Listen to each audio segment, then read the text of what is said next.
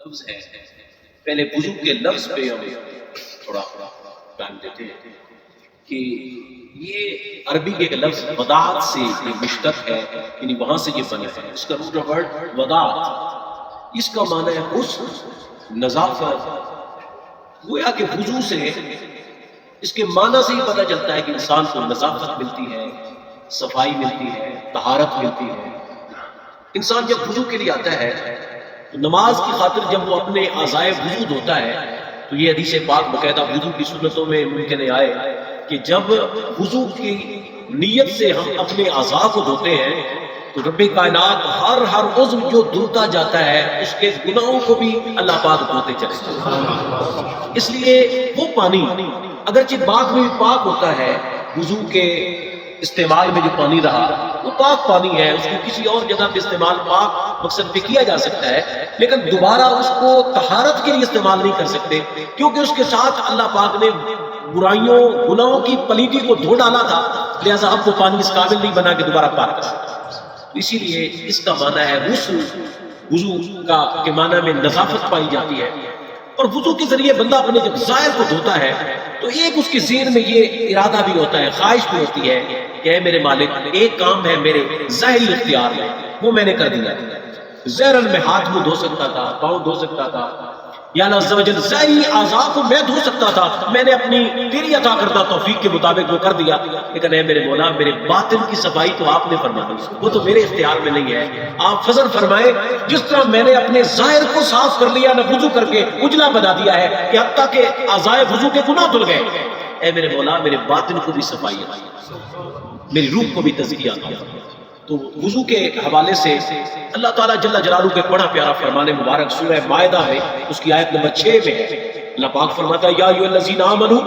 اذا قمتم الی الصلاۃ، اے ایمان والو جب تم نماز کے لیے کھڑے ہونے کا ارادہ کرو، نماز پڑھنے کی طرف جانے لگو تو فاغسلوا وجوہکم، تو پھر اپنے منہوں کو، اپنے چہروں کو دھو لو، وایدیکم الی المرافق، اور اپنے بازوؤں کو کونیوں سمیت دھو لو، وامسحوا برؤوسکم، اور اپنے سروں کا مسح کرو، وارجلکم الی الکعبین، اور اپنے ٹخنوں کے سمیت، اپنے ٹخنوں کو ملا کر ٹخنوں سمیت اپنے پاؤں کو دھو۔ بنیادی طور پر وضو میں عند الاحناف یہ 4 چیزیں آتی ہیں جن میں 3 چیزوں کو دھونا ہوتا ہے اور چوتھا جو عضو ہے اس کا مسح ہوتا ہے۔ اگرچہ دیگر مکاتب فکر کے نزدیک نیت کو بھی وہ لازم کرتے ہیں کیونکہ اعمال کا دار و مدار نیت پر ہے، لہذا وہ کہتے ہیں اس سے پہلے نیت بھی ضروری ہے۔ وہ لگاتار پے در پے تسلسل کے ساتھ جو وضو ہوتا ہے اس کو بھی فرض جانتے ہیں یا واجب سمجھتے ہیں کہ ایک وضو کا عضو ابھی خشک نہیں ہوا دوسرا دھو لے، اگرچہ ہوتا ہے صحیح ہے، ایسا تھوڑی کرتا ہوں دھو کے چلا گیا اب جب بعد میں آئے گا تو اپنے بازو کا دھوئے، لگاتار وضو الحمدللہ ہوتا ہے، لیکن پے در پے وضو جو ہوتا ہے اس کو بھی انہوں نے نماز کی یعنی ضروری امور میں انہوں نے گنا۔ پھر اسی کے ساتھ تسلسل کے ساتھ وضو کرنا، پے در پے وضو کرنا، اور ایک عضو کے خشک ہونے سے پہلے دوسرا عضو دھو لینا، یہ ساری چیزیں انہوں نے وضو کے فرائض میں یا واجبات میں بیان کی ہے۔ لیکن عند الاحناف فقہ حنفی جن سے ہمارا تعلق ہے وہ اس آیت طیبہ سے ہی وضو کے فرائض کو ماخوذ کرتے ہیں۔ اس آیت طیبہ میں بنیادی طور پر 4 چیزوں کا حکم دیا گیا ہے، ان میں سے 3 کا تعلق دھونے کے ساتھ ہے اور 1 کا تعلق مسح کے ساتھ، جہاں تک کہ تعلق ہے چہرے کا۔ پھر چہرے کے حوالے سے بھی مکاتب فکر میں عجیب قسم کی یعنی پیاری باتیں کہہ لیں یا عجیب باتیں پائی جاتی ہیں۔ مثلا ہمارا ایک مکتب فکر کہتا ہے کہ وضو جو ہے چہرے کا دھونا اوپر سے نیچے کی طرف سے ہو، اگر نیچے سے اوپر کی طرف کسی نے دھو لیا تو وضو نہیں ہو۔ لیکن ایک چاروں مکاتب فکر جن میں حنفی ہے، شافعی ہے، مالکی ہے، حنبلی ہے، فقہ کے 4 معتبر ائمہ، وہ کہتے ہیں بس اللہ پاک نے غسل منہ کا دھونا غسل اس کو لازم کیا تھا، لہذا منہ دھونا ہے چاہے وہ اوپر سے شروع کرے نیچے سے، ہاں اوپر سے نیچے کی طرف آ کر منہ دھونا یہ بہتر ہے، اچھا عمل ہے، لیکن بنیادی طور پر شریعت نے یہی مانگا ہے کہ آپ نے میں نے اپنا چہرہ دھونا۔ پھر اس کی مقدار یعنی کہاں تک اس کو ہم نے دھونا ہے، جہاں سے عموماً بال شروع ہوتے ہیں، بعض لوگوں کے بال تھوڑے نیچے سے شروع ہو رہے ہوتے ہیں، ان کا یعنی سر کے کچھ بال بھی دھونے لازم ہو جاتے ہیں۔ عموماً جہاں ماتھا کشادہ ہونا، یہ بڑی پیاری سرکار صلی اللہ علیہ وسلم کی اپنی ایک خوبصورت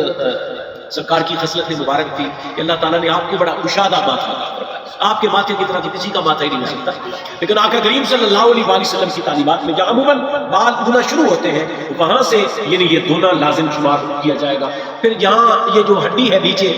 آپ کی اس ہڈی تک پھر ایک کان کی لو سے لے کر دوسرے کان کی لو تک یہ درمیان کا پورا حصہ پوری چہرے کی ٹکڑی جو ہے اس کا دھونا یہ لازم ہے. یہ پہلا فرض ہے. تو آپ وہ سمجھیں گے کہ اس سے پہلے تو ہم بہت سارے کام کر رہے ہوتے ہیں. ہم اس سے پہلے کلی کرتے ہیں, ہاتھ دھوتے ہیں, کلی کرتے ہیں, ناک میں پانی ڈالتے ہیں. جی وہ ساری چیزیں ہیں, وہ نماز کی سنتوں کا مقام رکھتی ہیں. پہلا جو فرض ہے وہ یہ ہے کہ چہرے کا دھونا ہے, کہ جس میں بنیادی طور پر چہرے میں آنکھیں آ گئی اتنی بند کرنا کہ پانی نہ چلا جائے. اب فرض پورا نہیں ہوا. اسی طریقے سے داڑھی شریف آ گئی اب چہرے میں, اب داڑھی میں پانی کوشش کرنا کہ اس میں اندر نہ ڈالا جائے, اور اس کو داڑھی کا خلاف بھی کہتے ہیں, یعنی داڑھی میں پانی چلا جائے اور پانی جو ہے اس کی جڑوں کو پہنچ جائے. ہاں اگر اتنی گھنی داڑھی ہے کہ ہر داڑھی کے بال کی جڑ تک پانی پہنچانا مشکل ہو رہا ہے تو اب شریعت کہتی ہے کہ اس کے ظاہر کو دھو لینے میں اکتفا کافی ہے, اگرچہ حسن اسی میں ہے کہ پوری داڑھی شریف میں پانی پہنچا دیا جائے. تو پہلا فرض جو ہے وہ ہے چہرے کا دھونا. دوسرا جو فرض ہے وہ ہے دونوں بازوؤں کو کونیوں سمیت دھونا. تو عموماً جب ہم وضو کر رہے ہوتے ہیں تو عموماً وضو میں بعض, اب یہاں بھی مکاتب فکر کا آ گیا اختلاف. بعض یہ کہتے ہیں کہ یہاں سے شروع کرنا ہے دھونے کا آغاز کرنا, لیکن عموماً اس میں بھی ہمارے اکابرین فقہائے اربعہ یہی کہتے ہیں کہ یہاں بازو کی طرف سے آپ نے اس کو دھونا ہے, کونی سمیت دھونا ہے. کہتے ہیں حضرت ابو ہریرہ رضی اللہ تعالیٰ عنہ کے بارے میں یہ صحیح بخاری میں بھی حدیث ملتی ہے کہ آپ وضو فرما رہے تھے اور بازو خاص سے اوپر چڑھائے ہوئے تھے, اوپر تک اپنا جناب وضو کے لیے دھو رہے تھے اور خاص اوپر تک جناب یعنی اپنے بازو کو دھونے کی ترکیب بنا رہے ہیں. دیکھنے والے نے کہا ہے ابو ہریرہ اتنا اوپر تک آپ بازو دھو رہے ہیں, اس طرح کیسے ہے؟ آپ نے فرمایا آقا کریم صلی اللہ علیہ وسلم کا تو نے فرمان سنا نہیں ہے کہ اللہ کے محبوب صلی اللہ علیہ وسلم نے فرمایا تھا جب قیامت کا دن آئے گا وضو کی بدولت اللہ تعالیٰ میری امت کے اعضائے وضو میں چمک پیدا کرتا ہے. چمک تو اسے پاتے ہیں سب پانے والے, لہذا میرا دل بھی چمکانے چمکا. تو وضو پانی آپ نے استعمال کیا بدن کے اعضاء پہ, لیکن اللہ پاک نے پیارے نبی صلی اللہ علیہ وسلم کی محبت میں آپ کی اتباع میں وہ پانی جو ان اعضاء کے اوپر میرے نبی کی محبت میں ڈالا گیا اور آپ کی شریعت کی اتباع میں ڈالا گیا, اللہ پاک نے اس پانی میں اتنی پیدا کر دینی ہے طاقت کہ قیامت والے دن اعضائے وضو میں اللہ تعالیٰ خاص قسم کی چمک پیدا کر دے گا. اور میرے نبی صلی اللہ علیہ وسلم سے ایک صحابی نے پوچھا تھا یا رسول اللہ صلی اللہ علیہ وسلم آپ کی امت تو اربوں میں ہوگی, ایک بہت بڑا عدد میں گر رہا ہوں, خربوں میں ہوگی, یا رسول اللہ صلی اللہ علیہ وسلم آپ اپنے غلاموں کو پہچان لیں گے؟ وہ آپ صلی اللہ تعالی علیہ وسلم اگرچہ پہچان لیں, آپ کا بیٹا کھڑا ہو ہزار طلبہ میں آپ کو پہچاننے میں دقت آئے گی. اپنوں کو بندے پہچان لیتے ہیں تو سرکار تاجدار کائنات صلی اللہ علیہ وسلم ضرور پہچان لیں گے, لیکن آپ صلی اللہ علیہ وسلم نے نہایت عام فہم ایک بات کی جو ایک سادہ دماغ میں بھی آ کر بیٹھ جائے. آپ صلی اللہ علیہ وسلم نے فرمایا اگر کسی کا 5 کلیان گھوڑا ہو جس کے ماتھا بھی روشن سفید ہو اور اس کے ہاتھ اور پاؤں یعنی دونوں چاروں ٹانگیں بھی اس کی بہت خوبصورت وائٹ ہو, اگر وہ 5 کلیان گھوڑا بلیک اور کالے رنگ کے گھوڑوں میں کھڑا ہو تو بندہ پہچان لے گا. حضور یہ بھی کوئی مخفی رہنے والی بات ہے, وہ ضرور پہچان لے گا. اپنا گھوڑا 5 کلیان جو اس کا چمکنے والا خوبصورت وائٹ کلر کا گھوڑا ہے کالے اور سفید میں, اس کو پہچان نہیں ہوگی. آپ صلی اللہ علیہ وسلم نے اس مثال کے ذریعے سمجھایا آپ کے فرمان پاک کا مفہوم. آپ نے فرمایا میری امت جب قیامت کے دن آئے گی ان کے وضو کے اعضاء وضو کرنے کی وجہ سے چمک رہے ہوں گے,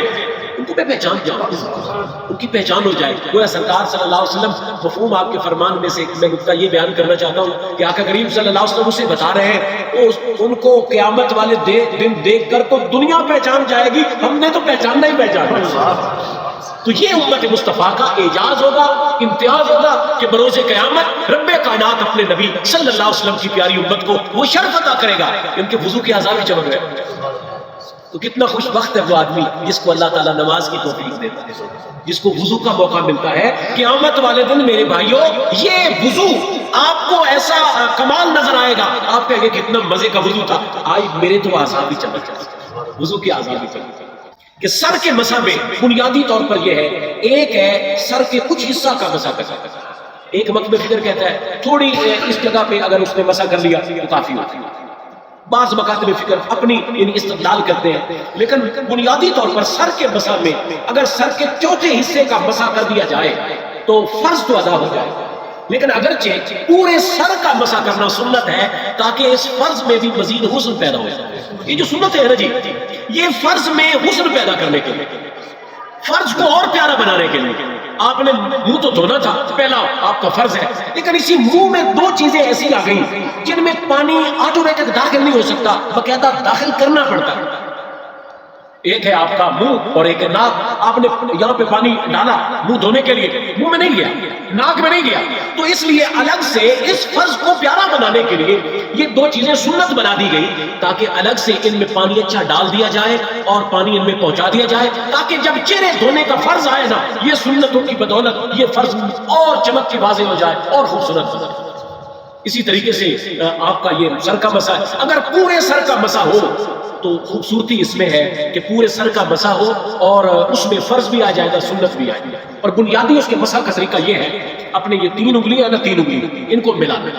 کو ملا کے ایسے سر کے اوپر رکھنا ہے، جہاں سے یہ بال شروع ہے ان کو پیچھے گدی تک لے جانا ہے، یہاں تک لے جانا ہے۔ اسی تین انگلیوں کا یہ ایک جناب علی جال بنا کر نا اس کو ایسے پیچھے لے جانا ہے یہاں تک۔ پھر یہ ہتھیلیاں بچ گئی، ان ہتھیلیوں کو ان جگہوں پہ واپس کانوں کے اوپر واپس لے۔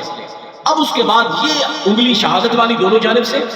اور انگوٹھے بچ گئے، تو اس ہاتھ کی انگلی کو کان کے اندر جس طرح رب کائنات نے ایک حلقہ بنایا ہوا ہے اس طرح اس کا مسح کرنا، اور اس کے بعد یہ انگوٹھا بچ گیا، انگوٹھے کو کان کے بیک کے اوپر جا کر مسح کرنا۔ تو یوں اس طرح آپ ایک ایک بار کر لیں کہ پہلے ہم نے اس انداز سے ایک مسح کا اہتمام کرنا ہے، جب پیچھے چلا جائے گا اس کے بعد ہم نے یہ ہتھیلیاں جو ہیں ان کو آگے لے آنا ہے، پھر یہ انگلیاں شہادت والی دونوں کانوں کے اندر یہ ڈالنی ہے، یہ سر کے مسح میں کانوں کا مسح بھی داخل ہے، اس کو انگلیوں میں پھر کان کے دائرے میں پھیرنا، اور یہ انگوٹھا جو ہے اس کے بیک۔ اب بعض ائمہ یہ کہتے ہیں یہ مستحسن عمل ہے کہ یہ پچھلی جگہ جو ہے اس کو بھی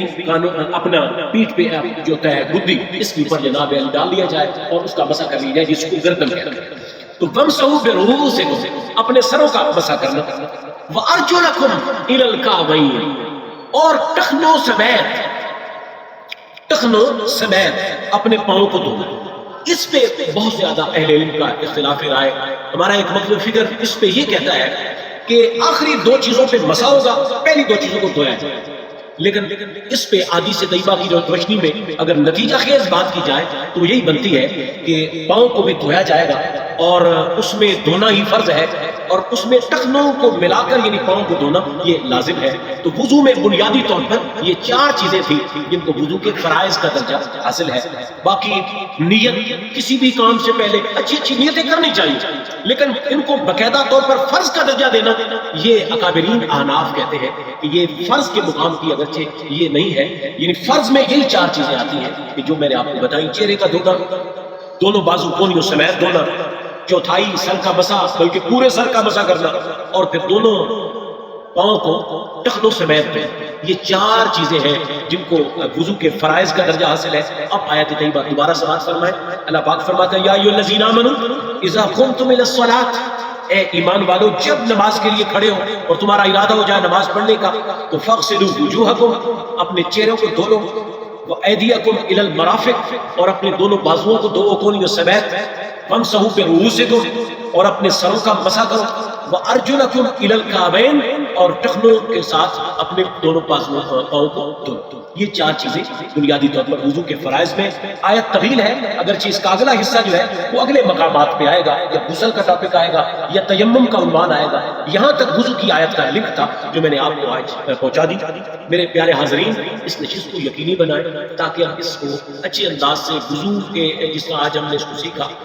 اچھے انداز سے ہم نماز کو اچھے انداز سے سیکھ سکیں۔ اللہ رب العزت پیارے نبی حضور رحمت عالم صلی اللہ تعالیٰ علیہ وسلم کے صدقے ہمیں نماز کی صحیح فہم عطا فرمائے، اور آپ کی اس پر محبت شرکت کو اللہ تعالیٰ اللہم صلی علی محمد